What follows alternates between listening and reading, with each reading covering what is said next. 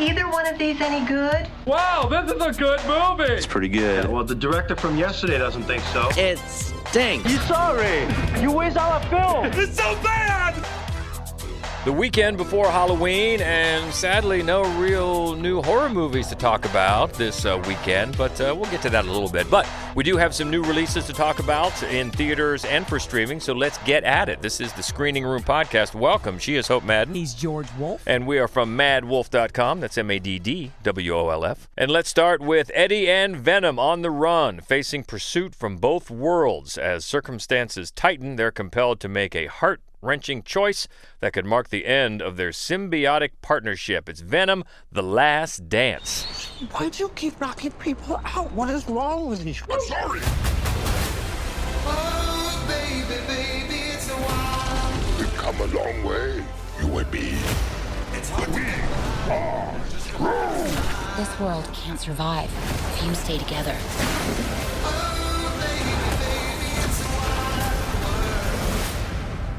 But I need him.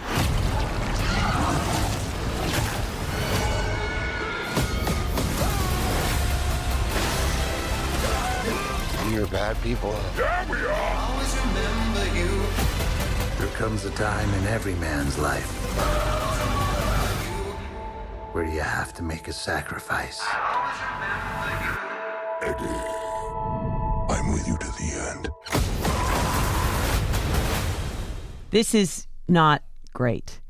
I was really, I was kind of hopeful about it. The first film I thought was better than critics really gave her credit for. It had a really massive for Act 1. But then it got into it, and I thought it was pretty good. I enjoyed the second one, Let There Be Carnage. Mm-hmm. It seemed like it really embraced its horror comedy elements, and I thought that it was a lot of fun. Yeah, well, the director here, Kelly Marcel, actually this is her debut feature, but she's been involved as a writer on a bunch of movies, and including the first two Venom films, yeah. Venom and Let There Be Carnage. And also Tom Hardy gets a writing credit on this one. Right. I believe that the two of them, he and Kelly Marcel, are friends from childhood. Oh, that okay. They're like besties. All right. And it's funny, one of the problems with the film is actually the writing.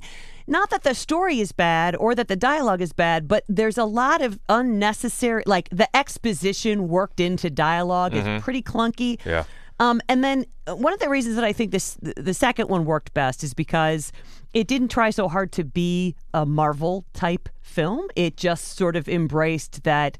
Who knew Tom Hardy was funny? Let's run with that. Yeah. And Woody and of course, Harrelson, Woody Harrelson, always great. Yeah. And so they kind of did this rivalry, and they did this, carnage horror. It was fun. It was a horror comedy. This one they try again, I think, to be a little too much like a Marvel movie, and they squeeze in, the backstory of alien invasion and going to destroy Earth and all of the universes, and it's like, what? It doesn't make much sense. It's not very compelling. And I think what's always been compelling, if you like these films at all, and a lot of people do not, it's sort of the buddy comedy element of Hardy playing the voice of Venom, who's funny. Yeah. And they do have funny moments. The film does have funny moments. And also, a lot of the action is pretty good. I love the monsters that come calling. Oh, yeah. Cool. They are cool Yeah. looking. They have a lot of teeth. And then when they eat you, you shoot out the back of their head bloody like a wood chipper. That's a cool feature. It is cool. Yeah. But there's also this side plot about a family in a microbus. And you're like, well, this is just criminal negligence. They should all be arrested, and I don't know. I really hoped for more. It's also got Juno Temple, and Chiwetel Ejiofor is so in a there. great cast. Yeah, a real strong cast. I think the point you make is well taken. It's sort of caught between two worlds. Yeah. While the other one, the last one, leaned into being a comedy. Mm-hmm. This one pulls away from that a little bit, wants to be a Marvel movie, and still keeps it to PG-13 as well. Yeah. So anybody hoping for some real blood and real carnage, it's gonna be muted. Yeah. Although it is a funny thing because, in the opening sequence, he bites off 4 people's heads, and eats them. And so it's a kind of funny thing. There is sort of a lot of death in this. Mm-hmm. Given, although I suppose, any of the Marvel movies, a lot of people die. You just don't see blood. Yeah. So, I don't know. And so this was set up the stakes to be one of them, either Eddie or Venom, had to die right. to save the world, basically, Yes, yeah. because the home planet, the home aliens where Venom came from, are coming back to get him back. Right, to like collect this. I mean, it's not a Horcrux, but it's like a thing, some golden thing that happened when they fused. It's just dumb. It's just dumb. But they have to be separated, and one or both of them have to die for this kind of homing device beacon to disappear. But then that's the worst part, is if you stay to the after credits and then they show you the home.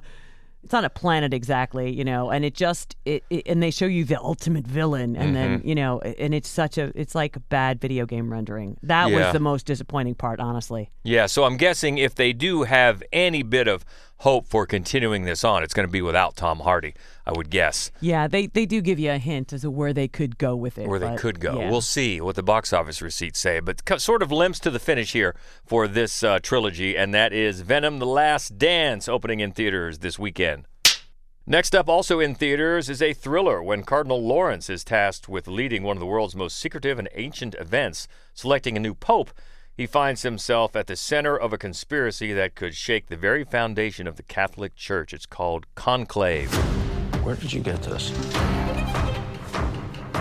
The Holy Father was spying on all of us. You should be careful, Thomas. Although we sisters are supposed to be invisible, God has nevertheless given us eyes and ears. What did you discuss with the Holy Father in that final meeting? The arrangements were made in Paris. I shall pretend this conversation never took place. But it has taken place. This is a conclave. It's not a war. It is a war. And you have to commit to a side.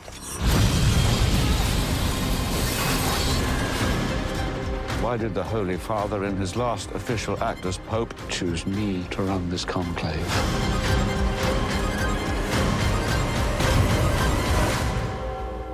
The reasons would become clear soon enough. Even today, after all these years, I hear a movie about a pope, and I just go right back to Seven Psychopaths and Christopher Walken saying, I would have made a good pope. Why? I don't know. Sam Rockwell saying, you would have made a good pope. You would have made a good pope. But I digress. This is very serious, a very serious thriller, and it's based on a book. And I'll tell you, there is some talent here, because the writer who adapts the book wrote Frank with Michael Fassbender that we love. Also wrote Tinker Tailor Soldier Spy. Yeah. So also wrote The Snowman, but the problem with that thing was the editing. Not the writing, oh my God. And the director, Edward Berger, just 2 years ago did All Quiet on the Western Front. Fantastic film. Amazing. So, and then you're looking at the cast, and it's led up by Ray Fiennes, and then you've got John Lithgow, Stanley Tucci, Isabella Rossellini. I mean, this thing is stacked, and it is a very solid thriller, even when it gets pulpy toward the end, but it takes us inside, the selection of a new pope, and Ray Fiennes plays the dean of the College of the Cardinals, so it's his job to get everybody together and start taking these votes, and of course, as in anything political, you start having these different factions. There's very much a division of a liberal wing and a very conservative wing of these cardinals, because the Pope that just passed away, you really get the impression this was sudden, at least to the other cardinals. Maybe the Pope knew his days were numbered and was setting some things in motion, but everybody else was pretty much taken by surprise by this. So there's a bit of a power scramble about who's going to vote for whom and how that's going, and there's certainly cardinals on each side, some wanting to take the church back to before this current pope, the pope that just passed away, had led them to a little more progressive type of wing, sort of like we're seeing today, with Pope Francis. And so that's fascinating. And once Dean Lawrence, Ray Fiennes, starts digging into this and taking the first votes, and they are sequestered when this is happening, but still information starts to leak in, at least to the dean. And pretty soon he uncovers what could be a conspiracy going on as to who might have been putting some things illegally in motion to further their own case, further their own cause to be the Pope. And also a bit of a surprise early on, they find that a new cardinal, a cardinal from Afghanistan, from Kabul, had been chosen and appointed by the Pope that just passed away. And they checked that out, and it's all legit. So he comes into the conclave as well, and that's a bit of a surprise to everybody, and starts stirring things up just a little bit. And there's all this jockeying, because if you don't know anything about how they choose a pope, and you probably know more than I do, but it really is fascinating. I'm guessing that's at least a little bit, accurate, I would think. And so that's sort of fascinating to see how things are done. And they start taking these votes, and you have to get 72 votes. I think it's 2/3. And nobody does it first, and so then you keep, okay, who are we going to sway, and we'll talk to these people, and how is it going to work, and then as the votes go on, maybe one cardinal starts getting less votes, and another one starts getting more, until they finally get the white smoke at the end and pick one. So it really goes along at a nice pace. It's really well structured. It keeps your attention. Of course, with all this talent, the acting is first rate. Right. And then the surprises start to mount as we're heading toward the third act. Some of them a little pulpy. It doesn't go so far in its ridiculousness as like the Da Vinci stuff, but it starts to remind you of that type of political thriller. Except this is only really in one confined space, the College of Cardinals. Sure. And then it'll give you a somewhat of a surprise that you will probably see coming, and then one that you won't. Yeah. And you're like, whoa, is that what happened? So, I thought it was very compelling and worthwhile, especially if you like these thrillers that go along and just boil the pot slowly, and then keep it surprising. It's up to you how you're going to take that last surprise. It might be, it might be too much. It might be too much, but I thought it was compelling. And of course, with all this talent, it's really, really well done.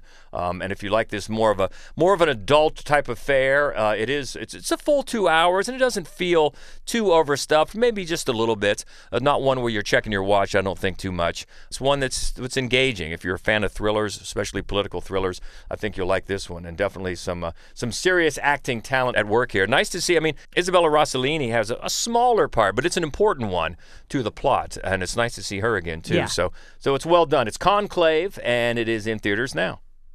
Well, let's lighten the mood a little bit. In theaters, a romantic comedy. After her life falls apart, soft-spoken actress Laura Franco finds her voice again when she meets a terrifying yet weirdly charming monster living in her closet. A romantic comedy horror film about falling in love with your inner rage. It's called Your Monster. You two know each other? Yeah.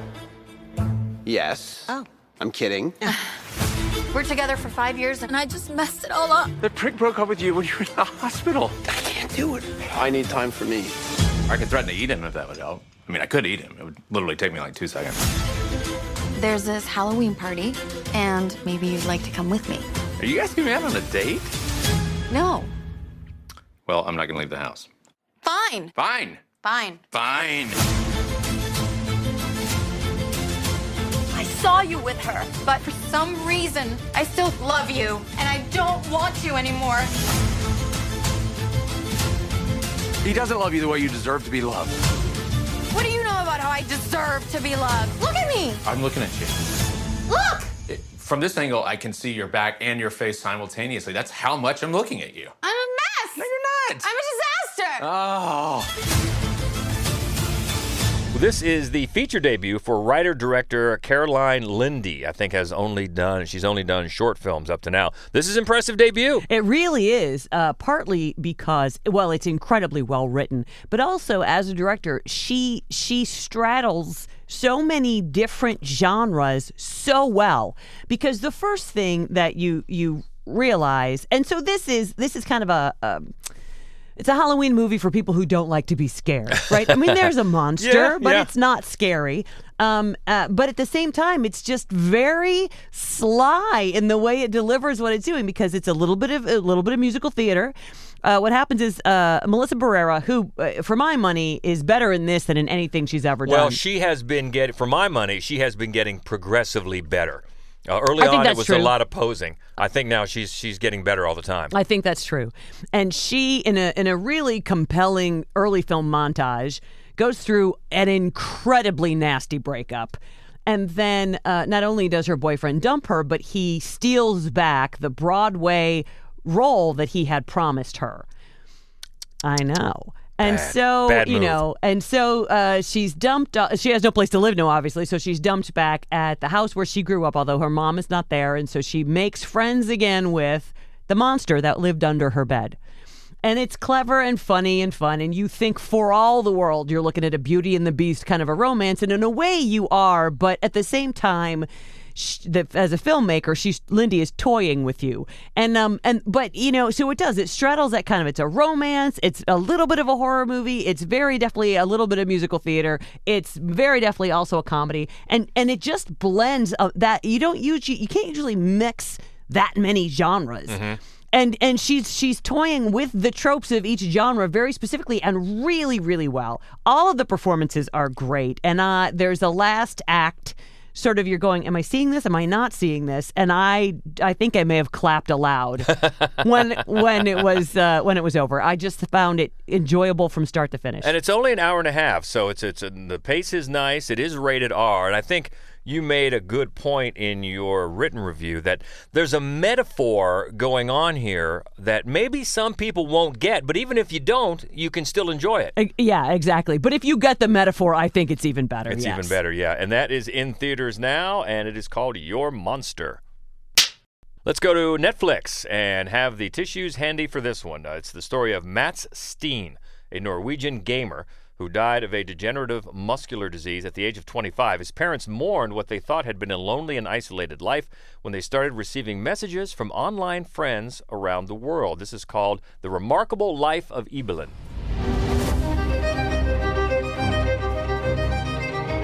I spend most of my time in a little place called Azeroth. Dear Robert, Trude, and Mia. I'm a friend of Mats, and I knew him through Ibelin. Ibelin was a friend that I could be open with. In there, my chains are broken, and I can be whoever I want to be. I don't think he was aware of how big an impact he had done to a lot of people. We had the whole let's go on a date together, and he would give the flowers. It was just a virtual kiss, but boy, I could almost feel it. We knew almost nothing about him in real life. There was that kind of nagging feeling something was wrong. This movie just feels like a little miracle, doesn't it? Yeah, what a touching story. And the director, Benjamin Ree, a couple of years ago, maybe more than a couple now, did The Painter and the Thief. So good. Really liked that one. Oh, yes, so This good. is a totally different story. It starts out, being so sad because he uses interviews with Mats's surviving family, parents, sister, and some home movies, and you see how his life early on just got regressively, the disease, Duchenne's muscular dystrophy, I think it's called, rare, got progressively worse, and he lost more and more control over his muscles as he got older. And as it said there, he eventually succumbed to the disease at the age of 25. So as it did get worse, he was confined to his wheelchair and could move less and less, and he spent almost all of his time playing World of Warcraft. And this made his parents sad that even they probably knew he wasn't going to live that long and that he would have a life that was devoid of social interaction and community and those types of things. And when he did pass away, he left, probably very deliberately, his password. And that let them get in to his World of Warcraft account and found out that, oh no, he had a very fulfilling life that touched other people's lives in very profound ways through the character that he played, Ibelin Reedmore, private investigator, inside the community of Starlight in World of Warcraft. Now, neither one of us are gamers. Nope. We've said that before. I know next to nothing about World of Warcraft. Nope. And you don't have to. This is fascinating because the other thing, once we get to that point in the story, the other thing the director, Ree, and the filmmakers do, because of the extensive archive, when you play World of Warcraft, an archive gets left behind. Not only words that are said, but feelings about characters. It's amazing. And so they were able to get in there and recreate the life he led inside this game. It's jaw-dropping. Yeah, it is. And you find out, and then they talk to all these friends that he had inside the game, and they didn't know. He was very careful not to tell them what his real affliction was. And even though there are times when the other gamers wanted to maybe get together or do like a Zoom chat, he never wanted to be seen.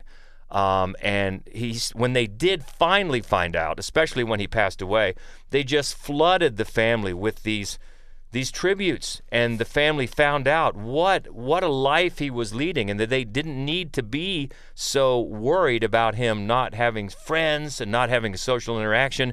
And it's touching. I know. Be prepared. Yeah. I am crying right now. It's so touching, and it's one of those things. I said this in my written review, that there have been many times over the last several years that I've stopped and thought to myself, would we all as a world, as a population, be better off if the internet were never invented?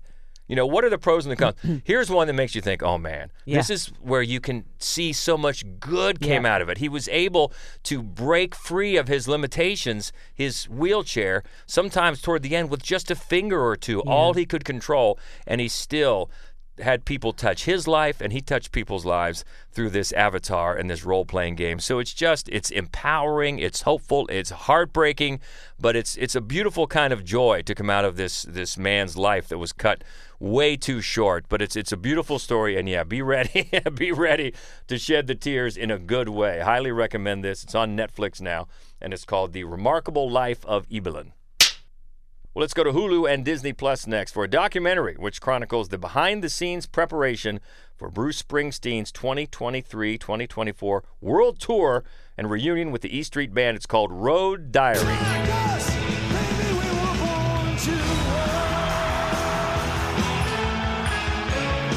Since I was 16, playing live has been a deep and lasting part of who I am, and how I justify my existence here on Earth. He's the maestro.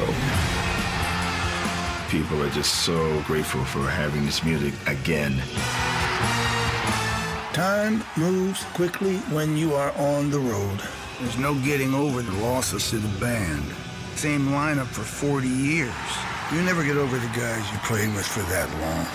But it's too late to stop now.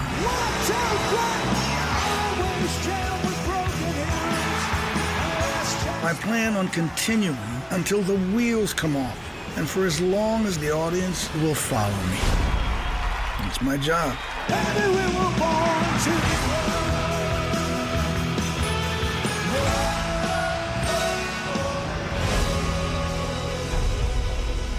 who is this again?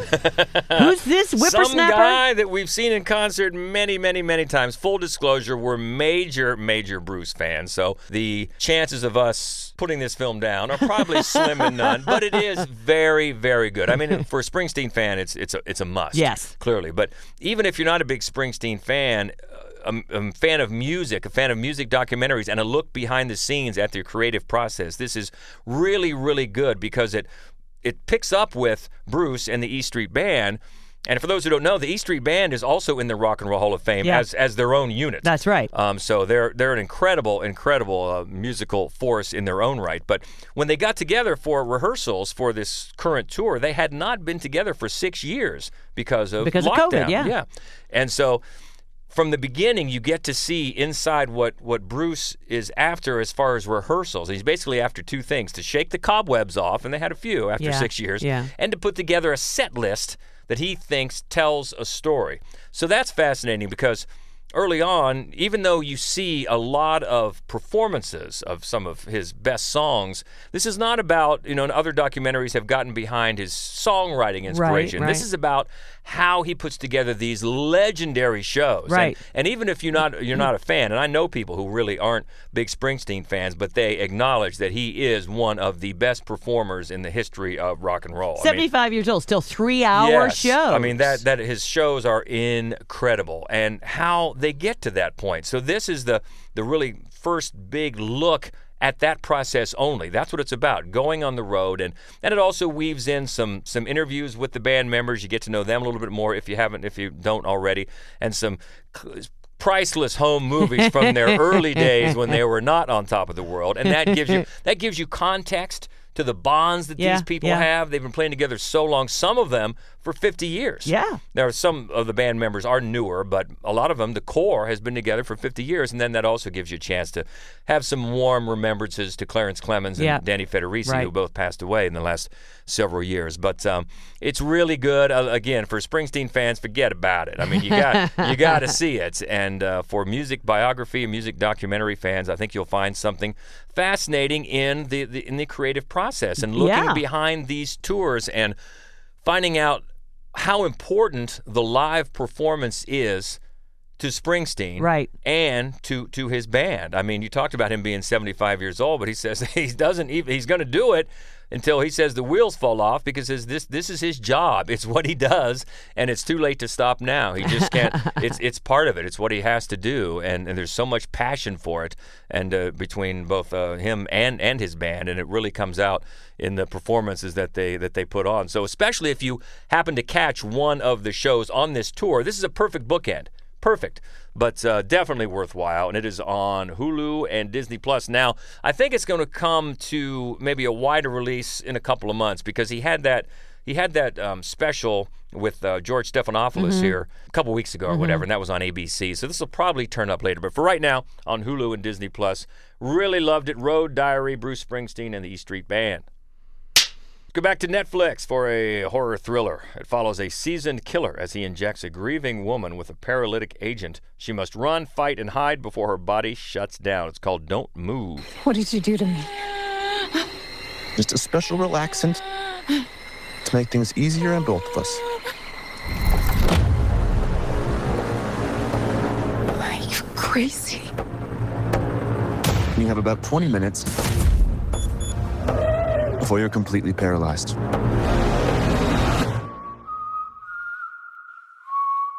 At minute 1, your fine motor skills will start to go. At minute 10, your legs will begin tingling. Minute 15, your legs will give out altogether. At minute 18, your breathing will become labored. And just before everything shuts down on you, your voice.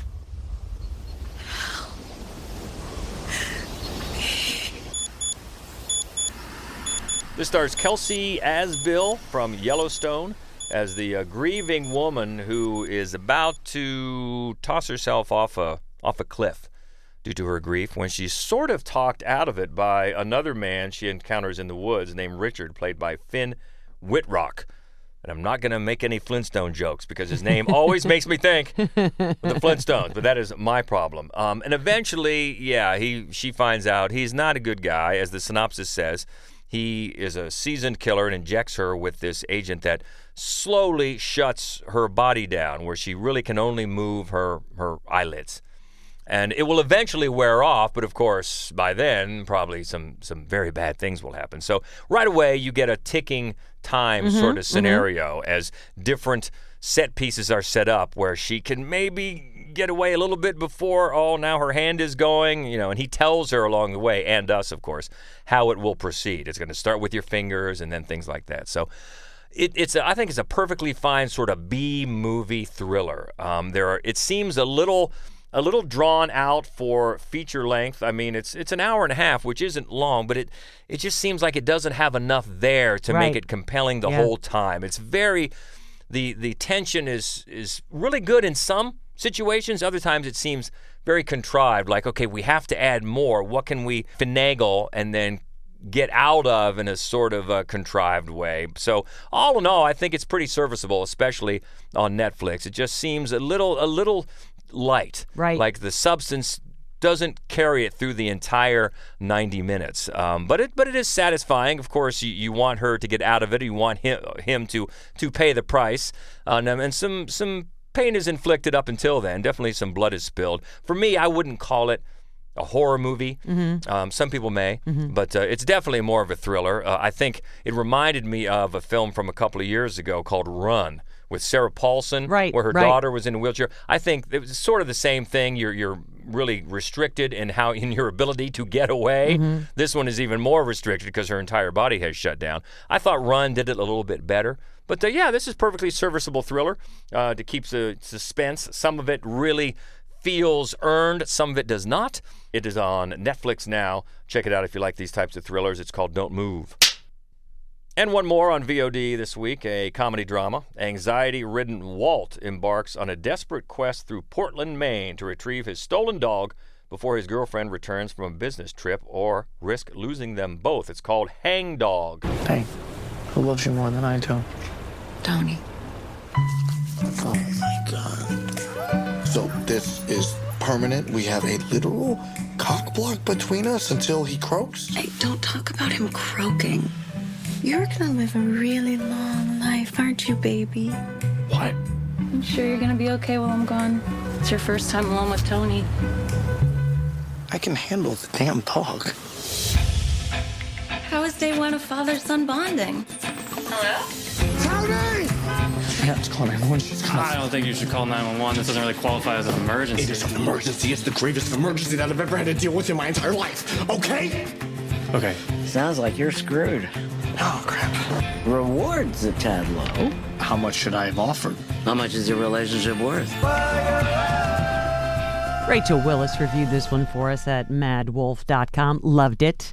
Loved it. It's just a really great look at anxiety and like self-loathing and, feeling like you're not worthy of things. And at the same time, it's a lot of really funny characters, a lot of really, really good acting. And even though it does have moments that will bring you down, an incredibly cute dog to balance that out. That's always a good thing. This is co-writer and director Max Cascella.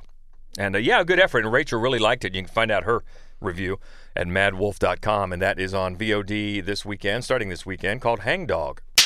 Well, before we hit the lobby, we talked about no horror movies, and since we were off last week, we should probably mention something about Smile 2, because it is out there, and it's really a crowd pleaser, and we thought it was well done. We thought it was really well done. Yeah, it was, especially sometimes when you see a movie, we enjoyed Smile, and, immediately there's going to be a sequel, and you think, but I really thought, especially because of the lead performance. Yeah, Naomi Scott. Yeah, she was great, and I thought that the opening kill was great. Yeah, I enjoyed it. Yeah, even though it's not my favorite type of horror, it depends a lot on dream sequences and also false realities. Like all of a sudden, and then is that really there? Is it not? That's not my favorite. But what this movie does, it does quite well. Yeah, it does. It looks good. The shots are engaging. You said the performances are good. I agree with that. And especially since her character, Naomi Scott's character, is a pop superstar. Yeah. Especially after having just suffered through Trap a few months ago. The pop diva type stuff sounds and looks authentic. Oh yeah, there are dance. She can sing, first of all, obviously, because she was in Aladdin. She was in the live action Aladdin. But also the dance sequences are really impressive. Yeah, some of that choreography. Yeah, they seem very realistic, but also fit a horror movie quite well. Yeah. And the songs sound to me like that could be a pop hit. Yeah, what do we know? But still, no, that's not true. What do I know? But still, no, but me too. But no, I thought it was well done, even though it's not my favorite type of horror. And how about Jack Nicholson's son? Oh. That face. Oh, yeah. Even if you didn't know.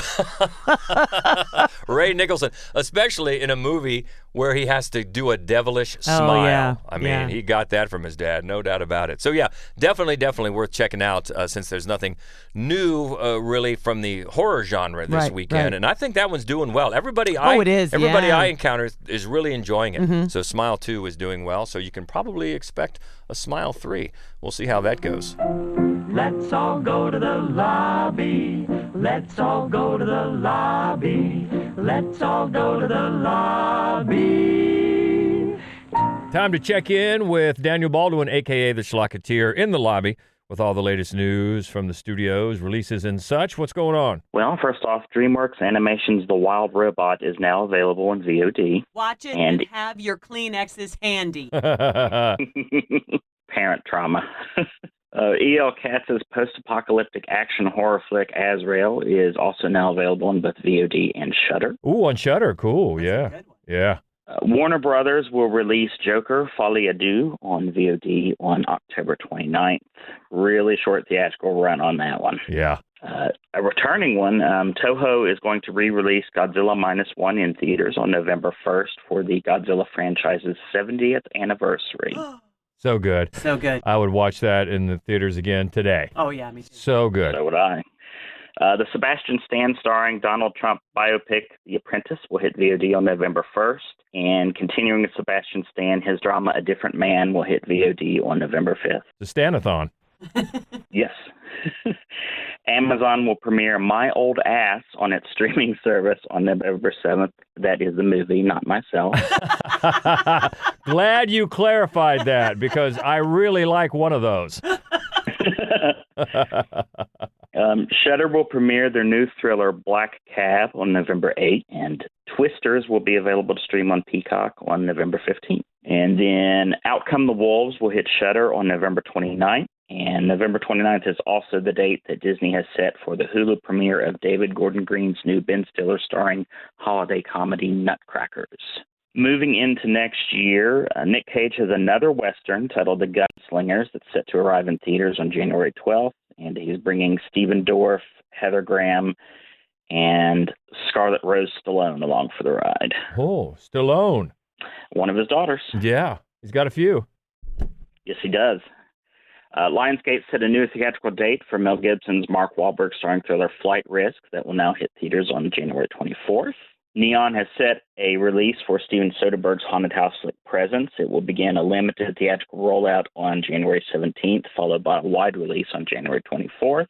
And last but certainly not least, because the trailer just debuted for this one this week, Universal has set a February 7th theatrical release for their action flick Love Hurts, which stars Ke Huy Quan, Ariana DeBose, Daniel Wu, Sean Astin, and Marshawn Beast Mode Lynch.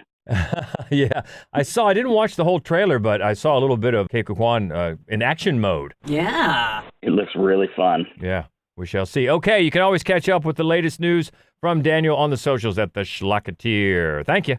Thanks for having me. All right, looking ahead to next week. Oh, looks like the holiday season starts next weekend with the Here. That is from Robert Zemeckis with Tom Hanks and Robin Wright back together. Also, Amelia Perez, probably the first of the big Oscar push. Yeah, and then another one, Honora, the latest from Sean Baker, who we always love his stuff. That's out next week. New Liam Neeson, Absolution. One called Hit Pig. Also, Chasing Amy. Yeah. A documentary we like a lot. Definitely. One called Haunting of Hollywood. Also, Director's Cut. Also, Greyhound of a Girl. And Across the River and Through the Woods. Mm-hmm. Where are they going? We'll find out. That's next week. What about this week? You want to talk about the Venom or Conclave, your monster, and maybe some of the streaming options, or maybe Smile too, since we were off last week. Bring it on. Always love to keep the conversation going. You can find us on the socials at Mad Wolf Columbus. Also, the main website is madwolf.com. Always love to hear from you. Hope you're having a great spooky season. Enjoy it. Be well. We'll talk next week. And until then, she is Hope Madden. He's George Wolf. And this is the Screening Room Podcast. See ya. I do wish we could chat longer, but I'm having an old friend for dinner. Bye. Okay, everybody, that's a wrap.